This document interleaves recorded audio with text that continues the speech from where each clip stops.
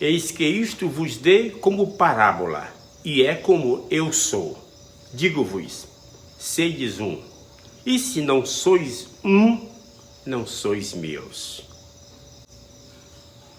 Essa revelação, ela é clara, direta, firme, mas ao mesmo tempo ela carrega uma ternura que só o Senhor consegue transmitir.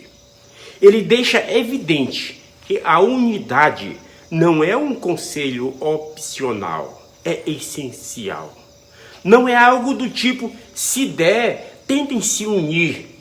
Não, ele diz com todas as letras, sedes um.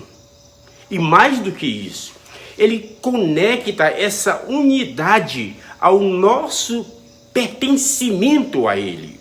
Ou seja, se não somos um, então não somos dele. É forte, mas é verdadeiro, irmão. Quando paramos para pensar nessas palavras, precisamos entender que o convite à unidade não significa que temos que ser todos iguais, como se fossem moldados numa mesma forma. Não é isso. O Senhor não está pedindo que apaguemos nossas diferenças ou escondamos os dons que nos tornam únicos. Pelo contrário, o apóstolo Paulo já nos ensinou que há diversidade de dons, porém o Espírito é o mesmo. A unidade que o Senhor espera de nós não é algo forçado, nem uma aparência superficial de harmonia.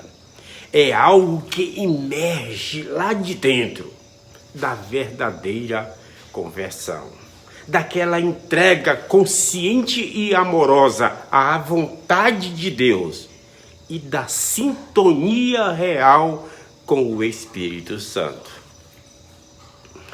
É uma unidade de propósito, caminhando na mesma direção, de fé, acreditando no mesmo Salvador, de amor ao próximo, aquele amor que age, e de lealdade à verdade, firme, ainda que o mundo balance.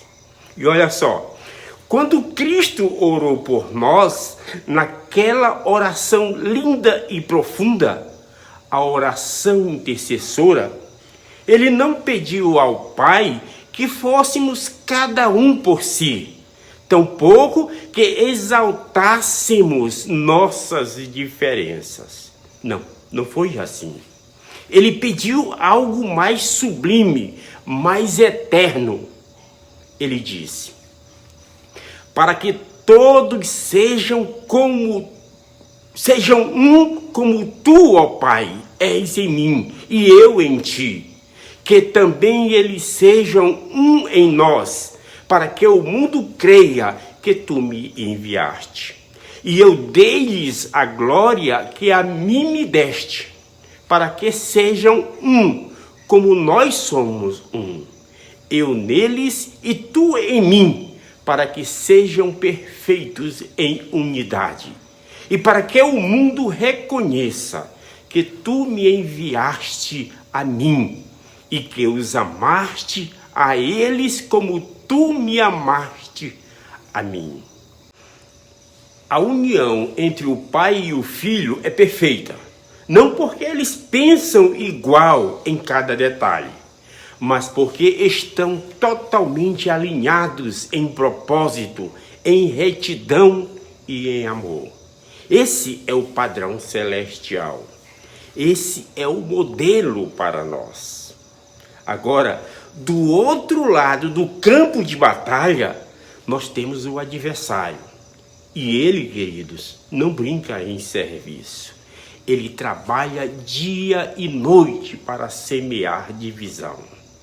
Ele sopra nos ouvidos das pessoas as ideias de cada um por si. Ele valoriza o individualismo exagerado. Ele estimula o orgulho disfarçado de sabedoria e alimenta o vício da crítica a tudo e a todos. Ele sabe que se nos separar, nos enfraquece.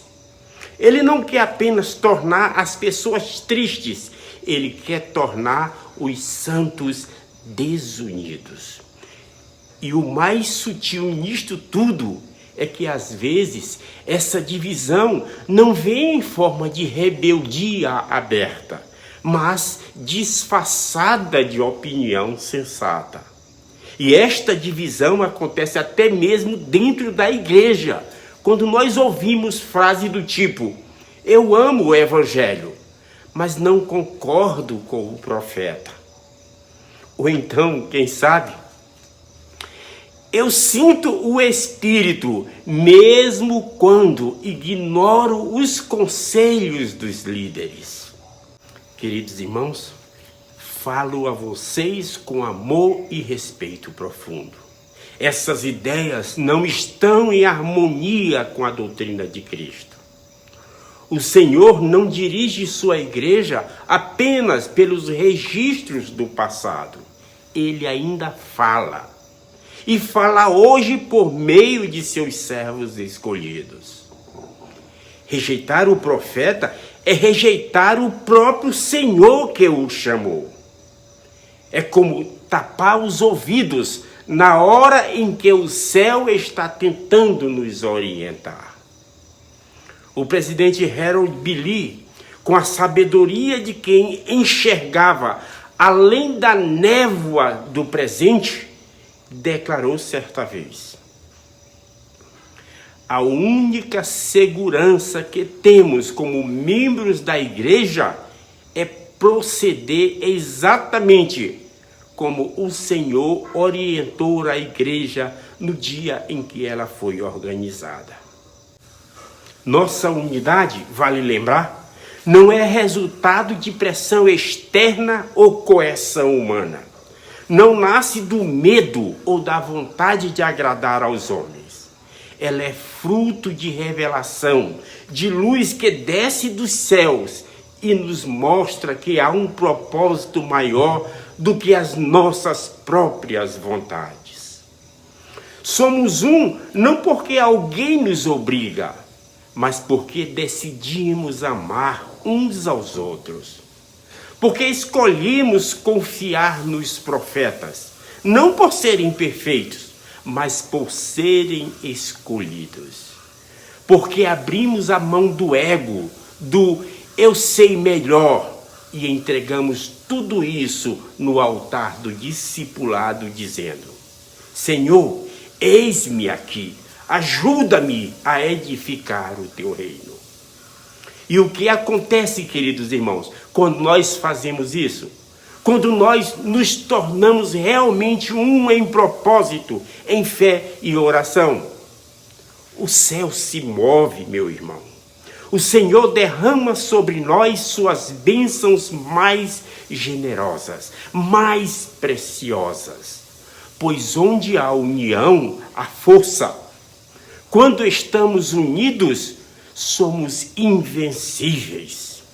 Quando há desunião, aí sim, desperdiçamos nossos dons e nos tornamos vulneráveis às forças do mal.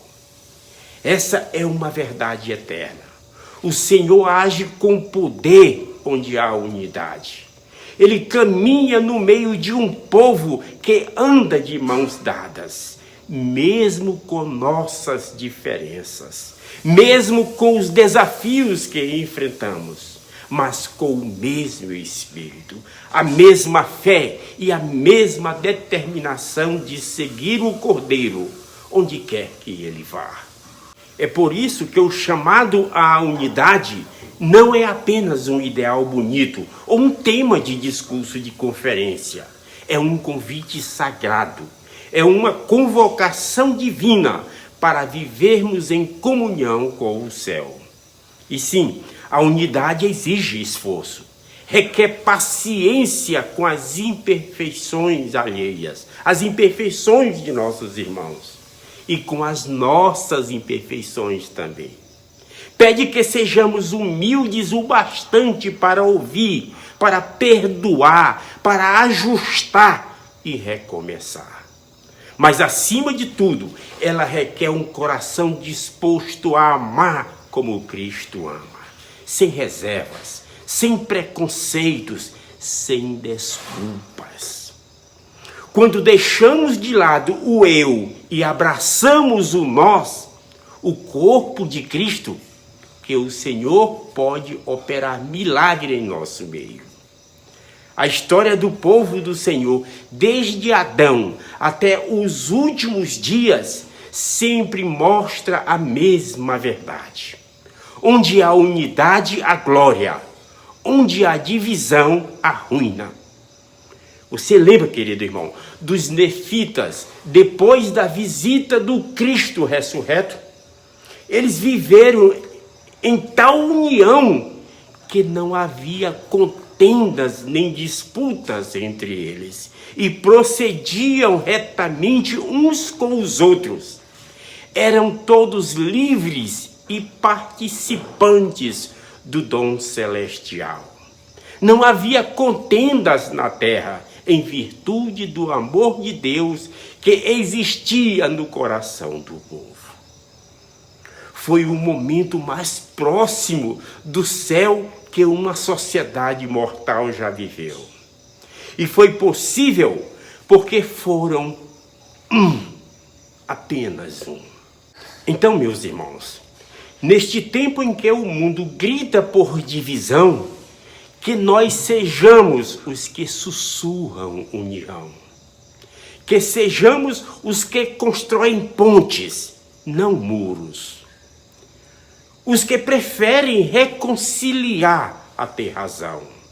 Os que seguem o profeta, mesmo quando o mundo prefere seguir as tendências. E, acima de tudo, que sejamos os que dizem, com palavras e ações, o que o Salvador orou naquela noite sagrada. Para que sejam um, como nós somos um. Pois se formos um, seremos dele. E se formos dele, nada nos será impossível. Em nome de Jesus Cristo. Amém. Fica com Deus, meu irmão.